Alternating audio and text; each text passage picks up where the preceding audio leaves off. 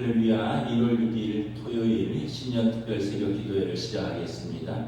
사도신경으로 우리 신앙을 고백합니다.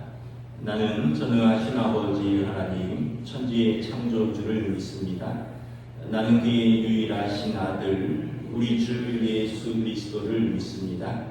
그는 성령으로 잉태되어 동정녀 마리아에게서 나시고 본디오 빌라도에게 고난을 받아 십자가에 못 박혀 죽으시고 장사된 지 사흘 만에 죽은 자 가운데서 다시 살아나셨으며 하늘을 오르시어 전능하신 아버지 하나님 우편에 앉아 계시다가 거기로부터 살아있는 자와 죽은 자를 심판하러 오십니다.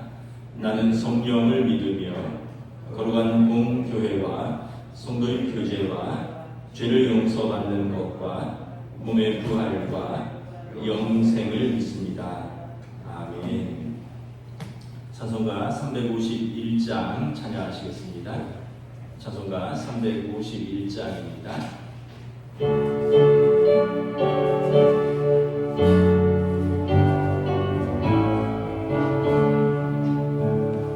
믿는 사람들은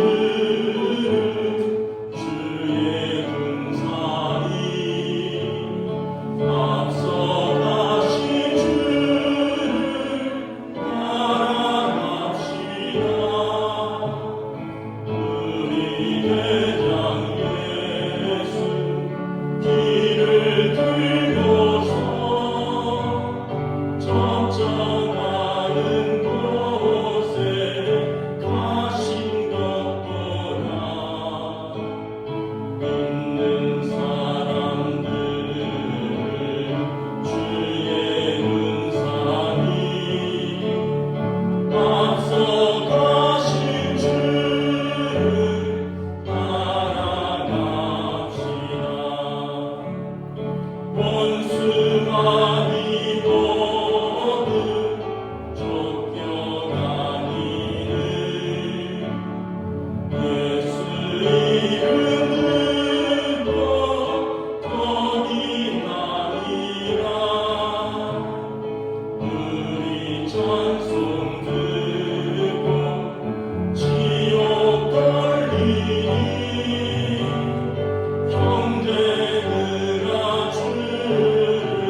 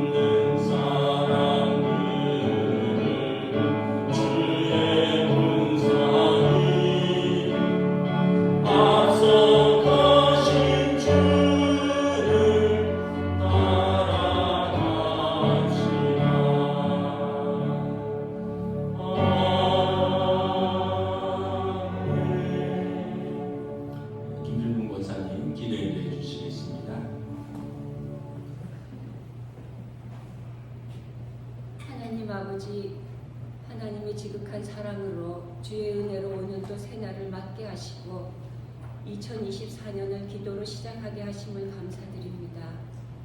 어수선하고 분주했던 시간들을 뒤로하고 이제 주님 앞에 정결함으로 나아갑니다. 하나님의 부르심에는 후회하심이 없다 말씀하신 주님, 표대를 향하여 그리스도 예수 안에서 하나님의 위에서 부르신 부름의 상을 쫓아가기를 소망합니다. 날마다 순간마다 나의 나됨을 말씀 앞에서 점검하며 주님을 따라가는 믿음의 사람들로 세워지기를, 믿음의 공동체가 되기를 소망합니다.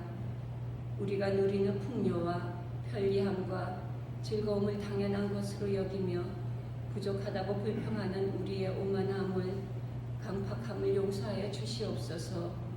소중함과 감사와 기쁨을 잃어가고 있는 우리의 어리석음을, 무감각함을 불쌍히 여겨 주시옵소서. 모든 것이 은혜이고 당연한 것이 아니라고 찬양하면서도 하나님, 우리는 부끄럽게도 그렇게 살아내지 못하고 있음을 고백합니다. 주님, 긍휼을 베풀어 주시고 주의 은혜로 채워 주시옵소서. 빛 대신 주님 앞에 머무르며 그 빛에 반응할 수 있는 믿음을 주시옵소서. 우리를 향하신 하나님의 시선에 눈맞춤하는 우리가 되기를 소망합니다. 하나님 아버지, 이 나라 이 민족이 하나님의 주권 아래에 통치 가운데 있기를 기도합니다. 우리 동원교회가 하나님의 권위 아래에 하나님의 임재 가운데 있기를 기도합니다. 한 사람 한 사람이 주님 따라 살기를 기도합니다. 우리 다음 세대들이 주님의 인도하신 가운데, 보호하신 가운데 살기를 기도합니다. 말씀이 우리 마음 가운데에, 삶 가운데에 충만하여 우리의 영혼이, 일상이 하나님 보시기에 기쁨이 되기를 간절히 기도합니다. 성령님 도와주시옵소서. 세우신 목사님 위에 성령의 충만함을 더하여 늘 하나님 앞에, 교회 앞에 뜨거운 가슴으로 말씀과 기도에 정진하게 하시옵고 지혜와 건강을, 주님의 평안을 더하여 주시옵소서. 전하시는 말씀 가운데 성령님 함께 하시어 은혜를 더하여 주시고 그 은혜가 우리 모두에게 흘러가게 도와주시옵소서. 에베네셀 하나님을 찬양합니다. 여호와 이레의 하나님을 기대합니다. 오늘 우리와 함께 하실 임마누엘 하나님을 의지하며 예수님 이름으로 기도드립니다. 아멘.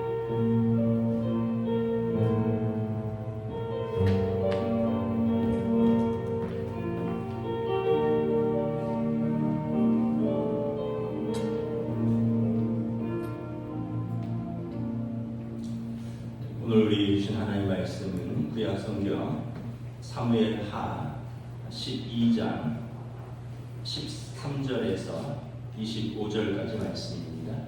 구약성경 사무엘하 12장 13절에서 25절까지 말씀입니다.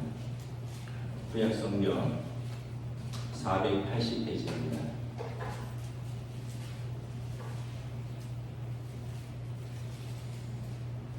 다 찾으신 줄 알고 저와 여러분들이 한 절씩 교도하도록 하겠습니다. 사무엘하 12장 13절에서 25절입니다. 다윗이 나단에게 이르되 내가 여호와께 죄를 범하였노라 하매 나단이 다윗에게 말하되 여호와께서 당신의 죄를 사하셨나니 당신이 죽지 아니하려니와 이로 말미암아 여호와의 원수가 크게 비방할 거리를 얻게 하였으니 당신이 낳은 아이가 반드시 죽으리라 하고 나단이 자기 집으로 돌아가니라. 우리아의 아내가 다윗에게 낳은 아이를 여호와께서 치심에 심히 앓는지라. 다윗이 그 아이를 위하여 알게 간구하되 다윗이 음식하고 안에 들어와서 밤새도록 땅에 엎드렸으니 그 집에 늙은 자들이 그 곁에 서서 다윗을 땅에서 일으키려 하되 왕이 듣지 아니하고 그들과 더불어 먹지도 아니하더라. 이르만에 그 아이가 죽으니라. 그러나 다윗의 신하가 아이가 죽은 것을 왕에게 아뢰기를 두려워하니 이는 그들이 말하기를 아이가 살았을 때 우리가 그에게 말하였고 왕이 그 말을 듣지 아니하셨나니 어떻게 그 아이가 죽은 것을 그에게 아뢰일 수 있으랴. 왕이 상심하시리로다 하니라. 다윗이 그의 신하들이 서로 수군거리는 것을 보고 그 아이가 죽은 줄을 다윗이 깨닫고 그의 신하들에게 묻되 아이가 죽었느냐 하니 대답하되 죽었나이다 하는지라. 다윗이 땅에서 일어나 몸을 씻고 기름을 바르고 의복을 갈아입고 여호와의 전에 들어가서 경배하고 여호와 명령하여 음식을 받되 차리게 하고 먹은지라. 그의 신하들이 그에게 이르되 아이가 살았을 때에는 그를 위하여 금식하고 우시더니 죽은 후에는 일어나서 잡수시니 이 일이 어찌 됨이니까 하니 내 아이가 살았을 때 내가 금식하고 운 것은 혹시 여호와께서 나를 불쌍히 여기사 아이를 살려주시는지 누가 알까 생각함이었거니와 지금은 죽었으니 내가 어찌 금식하랴. 내가 다시 돌아오게 할 수 있느냐. 나는 그에게로 가려니와 그는 내게로 돌아오지 아니하리라 아니라. 다윗이 그의 아내 바세바를 위로하고 그에게 들어가 그와 동침하더니 그가 아들을 낳으며 그 이름을 솔로몬이라 하니라. 여호와께서 그를 사랑하사 함께 있습니다. 선지자 나단을 보내 그의 이름을 여디디아라 하시니 이는 여호와께서 사랑하셨기 때문이더라. 아멘. 할렐루야.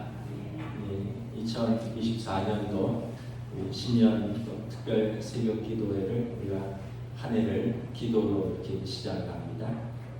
우리 서로 한번 또 인사하겠습니다. 우리 예수님만 바라봅시다.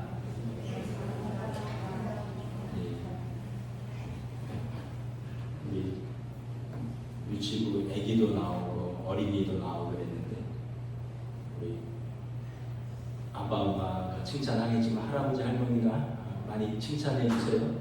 맛있는 것도 사주시고 네. 우리 올 한 해 우리 예수님만 바라보면서 이렇게 사는 한 해가 되자라는 주제로 말씀을 전하고 있습니다. 그래서 첫째 날에는 우리가 기도원과 300 용사처럼 어려운 여건과 환경에서도 하나님을 바라보면 하나님께서 승리로 인도하시는 것에 대해서, 그리고 둘째 날은 은과 금은 없지만 나사렛 예수 그리스도의 이름으로 일어나라 하는 베드로와 요한의 믿음에 대해서, 그리고 셋째 날은 하나님과 동행한 사람, 그래서 하나님의 벗이라 칭한 아브라함의 믿음의 선택에 대해서, 그리고 넷째 날은 하나님을 경외하여 죄와 피 흘리기까지 싸운 사람 요셉에 대해서, 그리고 다섯째 날은 믿음으로 고난을 견디고 이긴 의인 욥에 대해서, 그리고 오늘은 마지막 날 현실의 뿌리 박은 영성을 가진 다윗에 대해서 말씀을 전하도록 하겠습니다. 오늘 본문 이야기는 우리가 잘 아는 이야기입니다. 다윗 이야기하면 크게 두 가지가, 여러 가지가 기억이 남지만 크게 두 가지가 기억에 남는데, 다윗이 물맷돌로 골리앗과 싸워서 이긴 이야기가 있고요. 또 하나는 다윗이 밧세바와의 그런 사건을 대표적으로 기억을 하죠. 다윗이 충성스러운 신하 우리아의 아내 밧세바를 취하였고, 그리고 밧세바가 임신하자 그 불륜을 감추기 위해서 그 남편 우리아를 전선에 그 전투가 가장 치열한 최전방으로 보내서 요압 장군에게 그를 그렇게 전사하도록 사주를 합니다.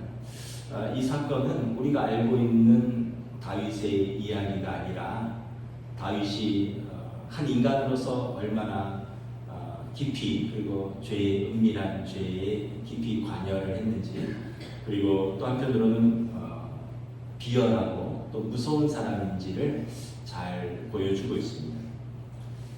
하나님께서는 나단 선지자를 다윗에게 보내셨습니다. 그리고 다윗의 죄에 대해서 신랄하게 책망하셨고 그 죄를 묻겠다라고 경고하셨습니다. 다윗이 하나님 앞에서 또 회개했고 통해 자복하고 하나님 앞에서 울면서 하나님께서 자신을 떠나지 말아달라고, 하나님의 성령을 거두지 말아달라고 간절히 기도하죠. 그때 쓴 기도가 시편 51편입니다. 하나님께서 다윗의 회개를 받으셨습니다. 그리고 하나님께서 다윗을 용서하시겠다라고 말씀을 하셨습니다. 그런데 죄의 용서와는 별개로 죄에 대한 책임은 묻겠다라고 말씀을 하시는 내용입니다. 그럼 오늘 본문 12절부터 14절 다시 한번 교독하겠습니다.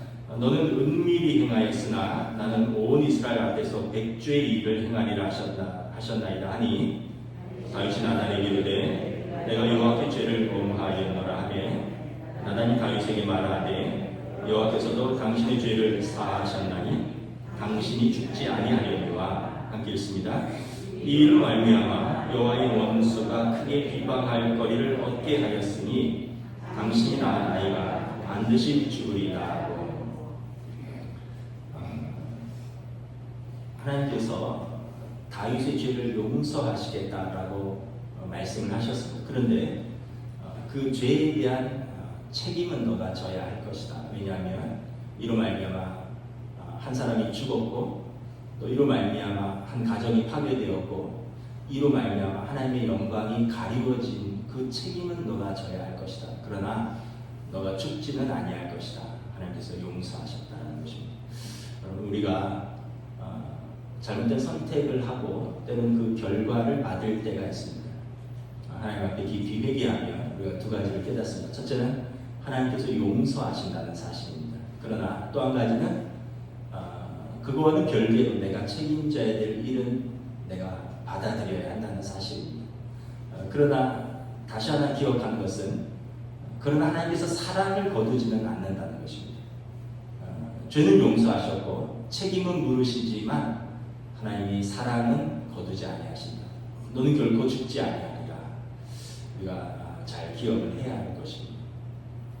15절에 보면 하나님의 징계는 다윗과 밧세바와의 사이에서 태어난 부정한 아이를 데려가시겠다라고 하시는 것입니다. 그리고 15절에 보면 그 아이가 심히 앓기 시작을 합니다. 16절에 다윗은 이 아이를 위하여 작정하고 금식하며 기도합니다. 일반적으로 유대인들의 기도하는 형태는 한 세 가지가 있습니다. 첫째는 서서 기도하는 것입니다. 바리새인들이 이제 시장통에서 기도한다라고 해서 이미 외식하는 그들의 기도에 대해서 책망을 하셨는데 그 배경은 뭐냐 하면 유대인들은 하루에 3번 기도 시간이 되면 길을 가다가도 그 시간에 서서 기도하는 습관이 있었습니다. 예수님께서는 골방에서 은밀히 기도해도 내가 너희 기도를 다 들으신다 라고 말하면서 바리새인들의 그 시장통에 서서 기도하는 것을 외식하는 것을 책망하셨죠. 또 세리는 성전에 올라오다가 감히 성전에 들어가지도 못하고 성전의 벽에 손을 짚고 서서 나는 죄인으로서이다 하고 기도합니다. 그래서 유대인들의 일반적인 기도는 서서 하는 기도입니다. 서서 손을 이렇게 성전에 대고 또는 그 통곡의 벽이라 그러죠. 거기 벽에 대고 기도하는 것입니다. 두 번째 기도는 이제 이거보다 더 간절하고 절박할 때 하는 기도인데 땅에 엎드려서 무릎을 꿇고 하는 기도입니다. 선지자 엘리야가 갈멜산에서 3년 6개월 동안에 이스라엘에 비가 오지 않는 것을 위하여 하나님께 비가 오게 해달라고 간절히 기도합니다. 그때 보면 엘리야가 땅에 엎드려서 무릎 사이에 얼굴을 묻고 간절히 기도합니다. 예수님께서도 겟세마네 동산에서 마지막 기도하실 때 땅에 엎드려 무릎을 꿇고 기도하셨습니다. 그리고 서서 기도하다가 더 간절한 기도는 땅에 엎드려 무릎 꿇고 하는 기도고요. 가장 강렬하고도 절박한 기도는 뭐냐면 금식 기도입니다. 요나가 니느웨 성에 하나님의 심판을 선포하니까 니느웨 성의 왕과 모든 백성들이 일어나서 왕은 왕복을 벗고 제 가운데 앉아서 머리를 풀어헤치고 금식하며 기도합니다. 그때 하나님께서 그들에게 은혜와 자비를 베푸십니다. 이사야서 선지자는 여호와의 기뻐하는 금식은 흉악의 결박을 풀어주며 멍에의 줄을 끌어주며 압제당하는 자를 자유하게 하며 모든 멍에를 꺾는 것이 아니겠느냐. 내가 부를 때에는 나 여호와가 응답하겠고 내가 부르짖을 때에는 내가 여기 있다 하리라. 그래서 여러분 기도가 간절할수록 이게 몸이 점점 불편해지는 거죠. 서서 하다가 땅에 엎드려 무릎 꿇고 하다가 이제 금식하면서 기도하는 것입니다. 곡기를 끊는다는 것은 내 육신의 힘을 다 빼겠다는 거예요. 더 이상 내 힘을 의지하지 않고 오직 하나님의 은혜만을 바라고 구하겠다라는 기도입니다. 완전히 자아를 항복하는 그런 절박한 기도인 거죠. 그럼 절박한 일이 있으면 한번 금식 기도 한번 해보시기 바랍니다. 예전에 금식 기도 많이 하셨죠? 저도 뭐 많이 했습니다. 대학생 때 또 금식 기도 했고요. 청년 때도 많이 했고 또뭐 결혼 초기에도 좀 했었고 대학생 때는 CCC에서 매년 연초에 금식 기도를 했었습니다. 부암동 CCC 본부에서 2박 3일 또 4박 5일 이렇게 금식 기도를 연초마다 하면서 또 한 해를 했고 또 그때는 신년이 되면 온 가족이 기도원에 가셨습니다. 그래서 한월산 기도원, 또 오산리 기도원, 가평에 있는 강남 금식 기도원 가서 이제 온 가족이 금식하면서 기도하고 뭐 이랬던 기억들이 있습니다. 저도 뭐 개인적으로 금식 기도하다가 목회자가 되겠다는 소원을 하기도 하였습니다. 그래서 여러분들도 혹시 절박한 기도가 있으면 기간을 정하고 하나님 앞에서 금식하면서 한번 기도하는 것도 기도의 한 방법입니다.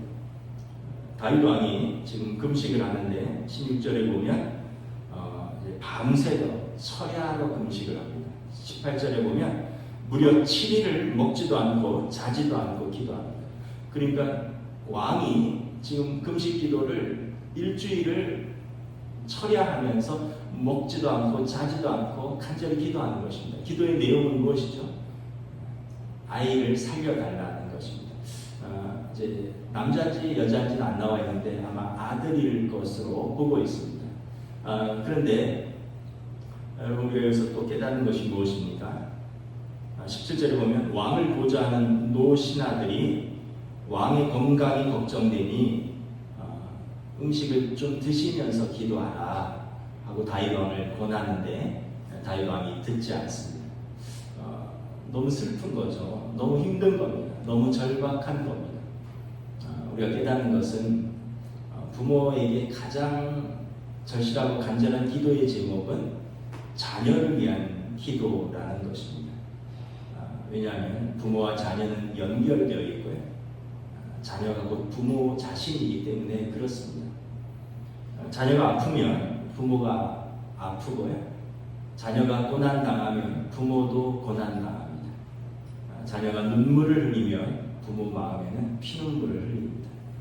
그래서 때로는 자녀가 자신을 위해서 기도할 힘이 없지만 부모는 자식을 위해서 힘을 내어서 기도합니다.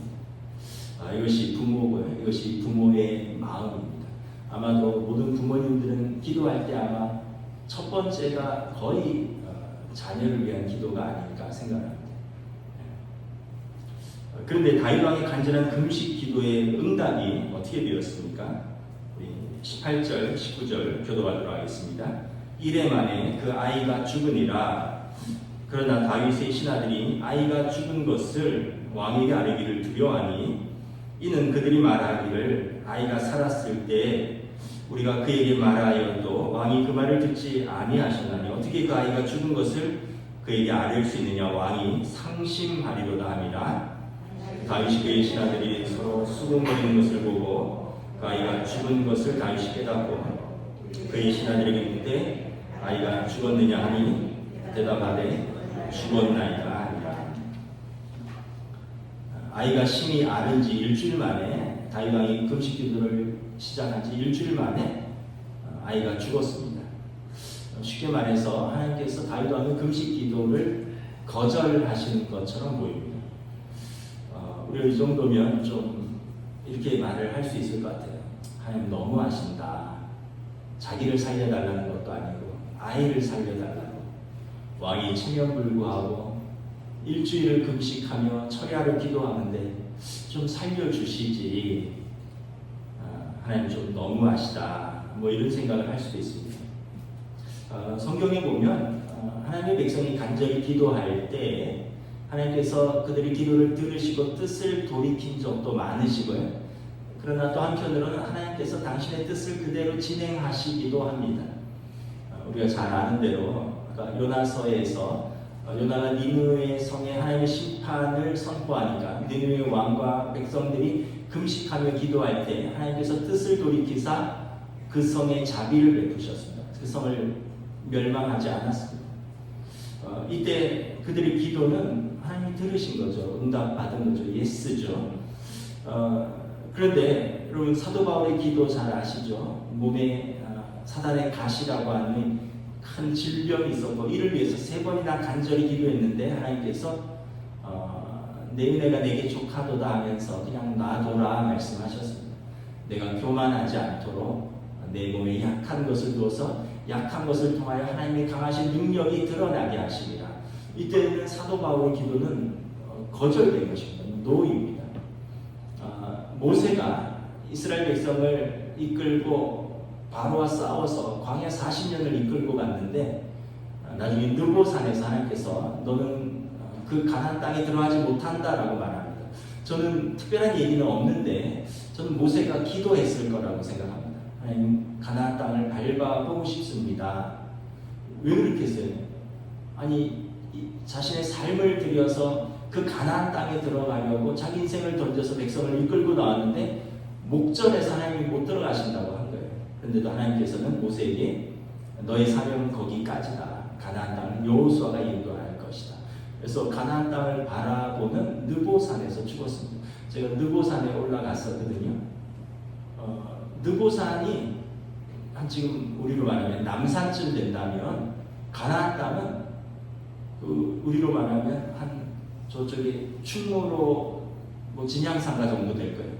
그래서 이렇게 내려다보면 대로 하나만 보면 요단강 하나만 건너면 갈 수 있는 그런 거리입니다. 근데 거기서 뜻을 적은 거예요. 하나님 됐다, 너는 거기까지다. 어쩌면은 모세의 기도에 대해서 하나님께서 노라고 말씀하셨는지도 모르겠습니다. 조건부 예수도 있습니다. 우리가 잘 아는 아브라함이 하나님께서 아브라함에게 내 계획을 숨기겠느냐, 소돔과 고모라를 그들의 죄악이 관영하여 심판하겠다 할 때 아브라함이 롯을 생각해서 하나님 의인 50명이 있으면 그 성을 좀 봐주시지 않으시겠습니까? 그래서 50, 45, 40, 30, 20, 10명 6번이나 하나님과 협상을 하죠. 그래서 의인 10명이 있다면 내가 그 성을 구원하겠다. 그런데 의인 10명이 없어서 그 성이 멸망하죠. 이 조건부 예스인 거죠. 오늘 다윗 왕의 기도는 그렇게 간절했지만 노였습니다.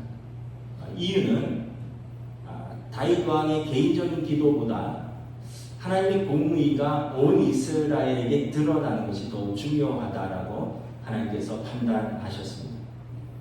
하나님의 공의가 온 세상에 드러나는 것, 그래서 다윗 왕의 간통과 억울한 우리아의 죽음과 그로 인한 하나님의 이름이 비방을 받은 14절에 보면 이 일로 말미암아 여호와의 원수가 크게 비방할 거리를 얻게 하였나이다. 이에 대하여 하나님의 공의가 선포되는 것이 더 필요하다라고 하나님께서 결정하신 것 같습니다. 그럼 우리는 이렇게 생각할 수 있습니다. 기도의 응답의 기준이 뭐냐? 어떤 때는 하나님이 들으시고 어떤 때는 안 들어주시느냐? 하나님 마음대로 결정하실 거면 우리가 기도할 이유가 뭐가 있느냐? 예레미야서에 보면 하나님께서 예레미야에게 말씀합니다. 토기장의 집으로 내려와라. 내가 그를 통하여 너에게 말할 것이 있다.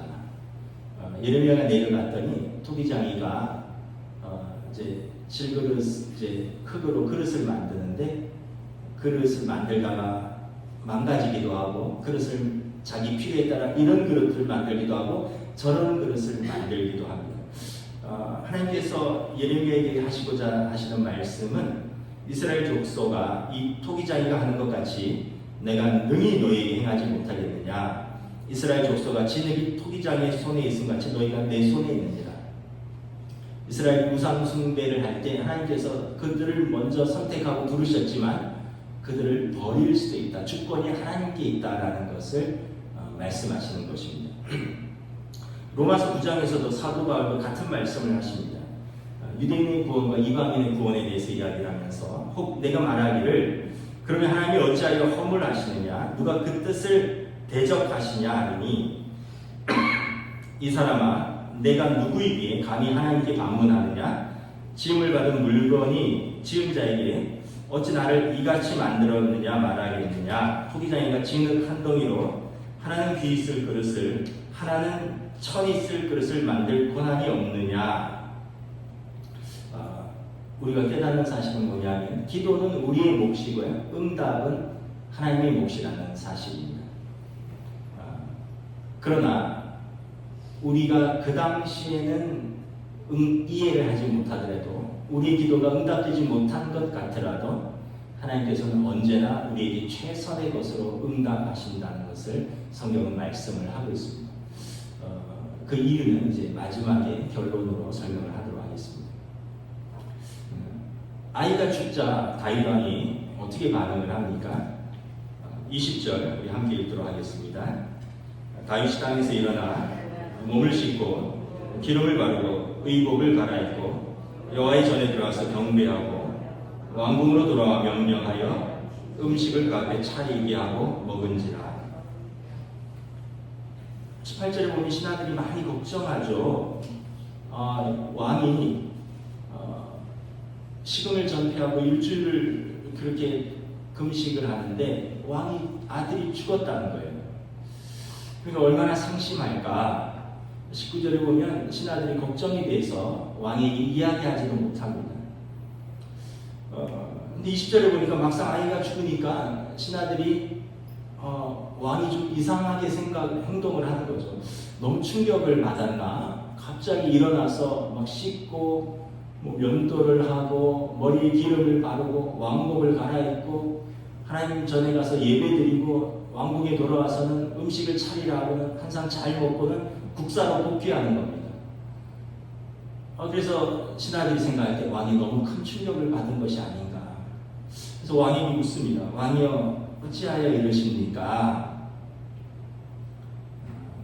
21절 우리 한번 듣겠습니다. 함께 읽습니다. 시작. 그의 신하들이 그에게 이르되 아이가 살았을 때는 그를 위하여 금식하고 우시더니 죽은 후에는 일어나서 잡수시니 이 일이 어찌 됩니까? 하니 이제 다윗 왕이 대답합니다. 22절 23절입니다. 교도하겠습니다. 이르되 아이가 살았을 때 내가 금식하고 운 것은 혹시 여호와께서 나를 불쌍히 여기사 아이를 살려주실는지 누가 알까 생각함이거니와 지금은 죽었으니 내가 어찌 금식하랴?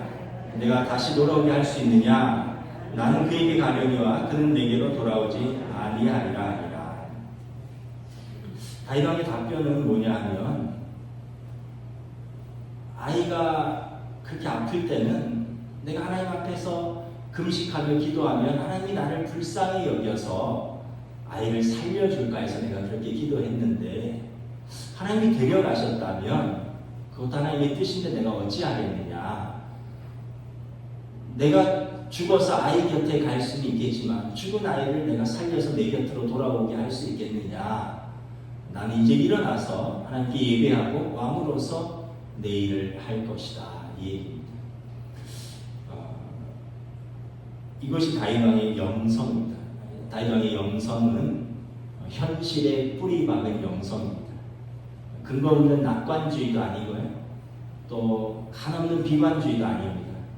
그러나 하나님의 뜻이라면 내가 기꺼이 받아들이겠고 그리고 하나님의 뜻에 순종하고 나는 오늘 내가 해야 할 일을 충성스럽게 하겠다라는 뜻입니다. 아마 우리 같았으면 다르게 행동했을 것입니다. 일주일 굶었는데 그대로 병이 나서 쓰러져서 아마 못 일어났을 것 같습니다.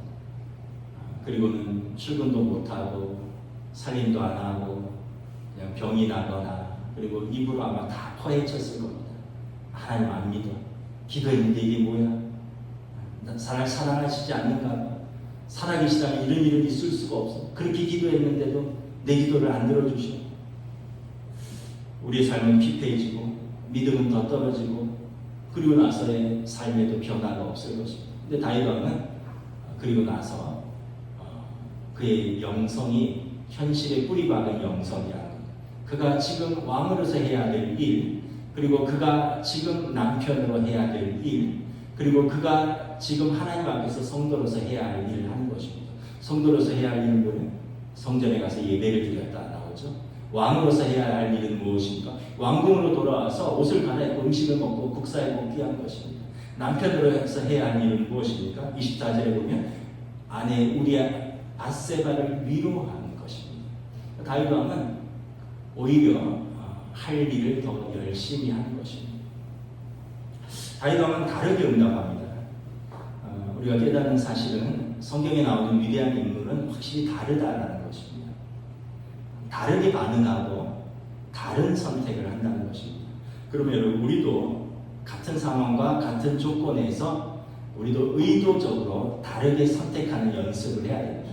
다르게 반응하는 연습을 해야 됩니다. 왜냐하면 이것이 믿음의 사람들의 영성입니다. 그래서 성경이니까 다윗 왕이니까 요셉이니까 욥이니까 이렇게 하지 마시고 그럼 나도 그런 비슷한 상황에서 그럼 나도 요셉처럼 한번 해보겠다. 요셉은 여러분 종으로 갔을 때는 최고의 종이 되기를 연습했습니다. 감옥에 있을 때는 최고의 죄수가 되기를 연습했습니다. 총리가 되었을 때는 최고의 총리가 되기를 그가 연습했습니다.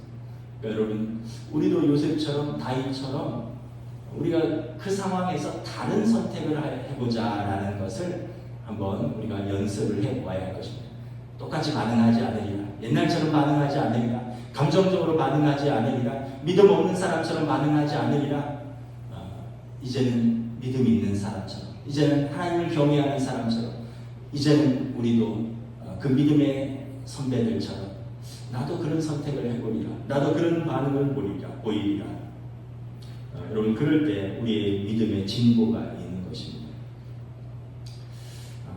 제가 아까 이제 기도하는 것은 우리의 몫이고 응답은 하나님의 몫이라고 말씀을 드렸습니다. 그러나 당장 우리가 이해하지 못하지만 하나님께서 언제나 최선의 것으로 우리에게 응답하신다. 이유는 하나님의 말씀 때문입니다. 로마서 8장 26절에서 27절 말씀입니다.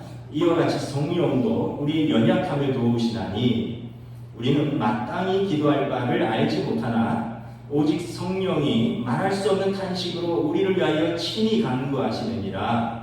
마음을 살피시는 이가 성령의 생각을 아시나니 이는 성령이 하나님의 뜻대로 성도를 위하여 간구하심이라. 우리가 알거니와 하나님을 사랑하는 자 곧 그의 뜻대로 부르심을 입은 자들에게는 모든 것이 합력하여 선을 이루느니라. 여러분 우리의 기도보다 하나님께서 우리를 위하여 더 기도하신다는 것입니다.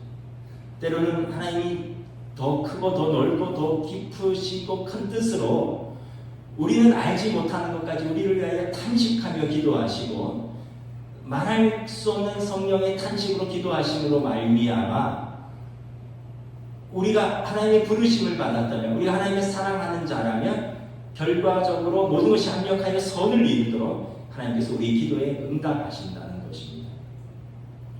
그럼 다윗 왕의 그 아이가 죽은 것은 다윗 왕에게 어떤 합력하여 선한 일이 있을까요?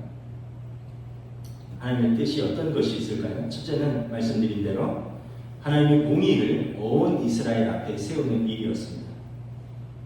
하나님 그렇게 사랑하는 다윗 왕도 예외는 없다는 것입니다. 하나님의 공의가 온 천하에 드러나는 것입니다.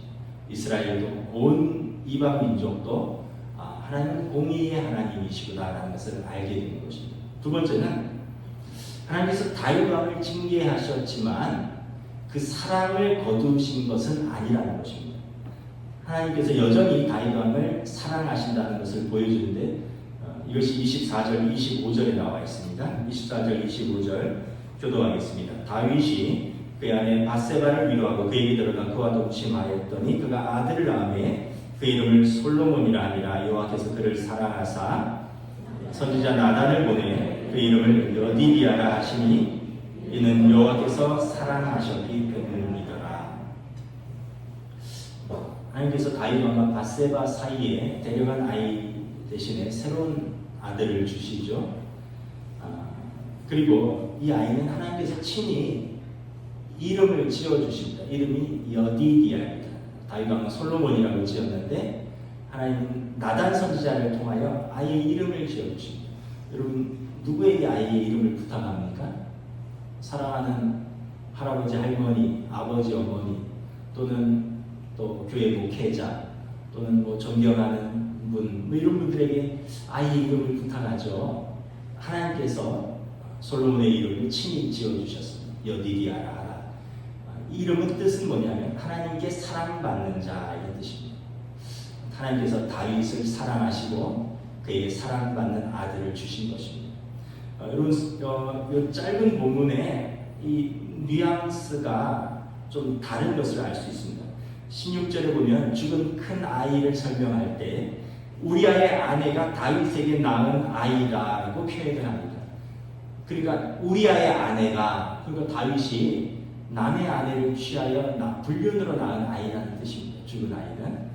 그런데 새로 얻은 아이는 24절에 다윗이 그의 아내 밧세바를 통하여 낳은 아이다 이렇게 말합니다. 다시 말하면 밧세바가 공식 왕비가 되고 나서 공식적으로 왕위를 이룰 수 있는 왕자가 태어났다는 뜻입니다. 하나님께서 당신의 공의도 세우시고 다윗 왕가의 정통성도 세워주셨습니다. 그리고 이 아이는 나중에 다윗 왕의 후손 대를 이은 솔로몬 왕이 되는 것이죠. 당시 하나님께서 다윗 왕의 간절한 기도를 외면한 것 같지만 하나님께서 다윗 왕에 대한 사랑은 변함없으시다는 것을 다윗 왕에게 보여주셨고 그리고 모든 백성에게 보여주신 것입니다. 그럼 징계를 받지만 그러나 그것이 사랑을 거두신 것은 아니라는 것을 깨달아야 됩니다. 징계가 없으면 사생아라 말했습니다. 하나님께서 사랑하시기에 징계하시는 것이고 징계를 받지만 사랑을 거두시는 것은 아니다. 하나님은 여전히 사랑하신다. 이것을 알면 우리는 하나님 앞에서 또 새롭게 시작을 할 수 있는 것입니다. 말씀을 정리하도록 하겠습니다. 2024년의 시작을 하나님 앞에서 기도로 나아갑니다. 어떠한 일이 있어도 하나님께서 우리를 버리거나 떠나지 않겠다라고 말씀하셨습니다. 심지어 우리가 잘못해도 때로는 징계도 있지만 하나님께서 사랑을 거두지 않겠다 말씀하셨습니다. 하나님의 사랑 안에서 현실에 뿌리 박은 영성으로 올 한 해도 여러분 믿음으로 승리하시기를 주님의 이름으로 축복합니다. 고린도전서 15장 57절 58절 말씀입니다. 우리 주 예수 그리스도로 말미암아 우리에게 승리를 주시는 하나님께 감사하노니 그러므로 내 사랑하는 형제들아 견실하며 흔들리지 말고 항상 주의 일에 더욱 힘쓰는 자들이 되라. 이는 너희 수고가 주 안에서 헛되지 않은 줄 알미라. 아멘. 기도하겠습니다. 오늘은 제가 기도하고요. 우리 함께 합심해서 기도하고 제가 마무리 기도하고 축도하고 마치겠습니다. 우리 함께 합심해서 기도하겠습니다. 우리의 믿음, 하나님 우리에 대한 사랑, 때로는 우리의 잘못, 그러나 우리의 잘못보다 더 큰 하나님의 은혜, 우리의 죄보다 더 크신 하나님의 사랑을 기억하면서 우리가 다윗처럼 하나님 앞에 기도하고 또 믿음으로 일어서고 또 올 한 해도 하나님의 사랑 안에서 살아가기를 원합니다. 기도하며 나가는 것입니다. 하나님 은혜를 감사하고 오늘 또한 말씀을 통해 2024년 새해 날마다 하나님만 바라보며 날마다 우리를 위하여 자기 몸을 들어주신 주님을 바라보며 우리 삶의 자리에서 우리의 어떤 문제 앞에서 우리가 감정적인 반응이나 인간적인 반응이나 믿음 없는 사람이 아니라 하나님 앞에서 우리의 믿음을 가지고 하나님의 약속을 붙들고 하나님의 은혜를 기억하며 오늘 하나님을 승리할 수 있는 주의 우리를 긍휼히 여겨주시고 주의 우리의 은혜를 주의 백성들에게 하나님께서 배워온 사랑을 인도해주시고 하나님의 자녀들 그들의 자녀들을 깊이 길러주시고 하나님께서 인도하여 주시고 사랑하는 성도들 그들의 가정과 일터 하나님의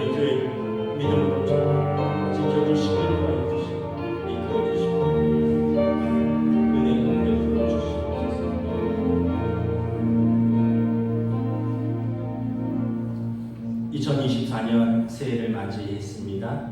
새해 우리가 다시 믿음으로 일어서기를 원합니다. 새해 우리가 하나님만 바라보며 또 믿음의 주여 우리를 온전케 하시니 예수님만 바라보며 우리의 믿음의 길을, 우리의 믿음의 여정을 담대하게 걸어갈 수 있기를 원합니다. 우리를 버리지도 아니하시고 떠나지도 아니하시며 언제나 우리와 함께 하시겠다고 약속하신 우리 주님을 붙들고 성령님의 인도하심을 따라 믿음으로 한 해를 또 기도함으로 또 하나님의 은혜를 붙들고 한 해를 살아갈 수 있기를 원합니다. 사랑하는 성도들, 저들의 삶과 저들의 가정을 붙들어 주시옵소서. 하나님께서 성도들을 친히 인도하여 주시고 저들의 자녀들을 양육하여 주시고 자녀들의 자녀들을 하나님께서 길러 주시옵소서. 저들의 일터를 축복하여 주시고 그 일터에서 수고한 대로 열매를 거둘 수 있도록 하나님 복 주시옵소서. 하나님의 교회를 은혜로 붙들어 주시옵소서. 세대 통합 예배로 온 세대가 하나님 앞에서 예배하며 온 세대가 하나님의 영적 가족으로 세워져 갈 때 하나님 은혜 위에 은혜를 더하여 주시고 아브라함의 하나님이 이삭의 하나님이 되고 이삭의 하나님이 야곱의 하나님이 되고 야곱의 하나님이 요셉의 하나님이 되었던 것처럼 그 하나님이 오늘 우리 부모님의 하나님 또 우리의 하나님, 우리 자녀들의 하나님, 우리 자녀들의 하나님이 될 수 있도록 우리 교회가 믿음의 유산을 계승하고 남겨주는 믿음의 교회가 될 수 있도록 축복하여 주시옵소서. 한 주간도 기도함으로 하나님 앞에 나아갔습니다. 우리의 기도의 제목들이 있을 줄 압니다. 그러나 우리의 기도보다 우리를 더 잘 아시고 우리에게 더 선하게 응답하시는 우리 주님을 의지하며 한 해를 믿음으로 승리할 수 있도록 인도하여 주시옵소서. 이제 우리 주 예수 그리스도의 은혜와 하나님 아버지의 사랑하심과 성령님의 역사하심, 교통하심, 교제하심, 인도하심이 한 주간 머리 숙여 기도하며 하나님 앞에 나오고 또 가정에서 영상을 통하여 또 예배하며 또 함께 기도한 사람 우리 모든 성도들 위해 하나님의 교회 위해 지금부터 영원토록 함께 계시기를 간절히 축원하옵나이다. 아멘.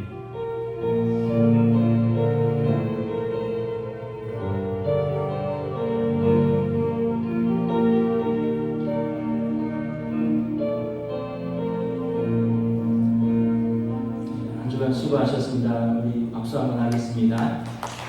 나가실 때 빵 하나씩 가져가세요.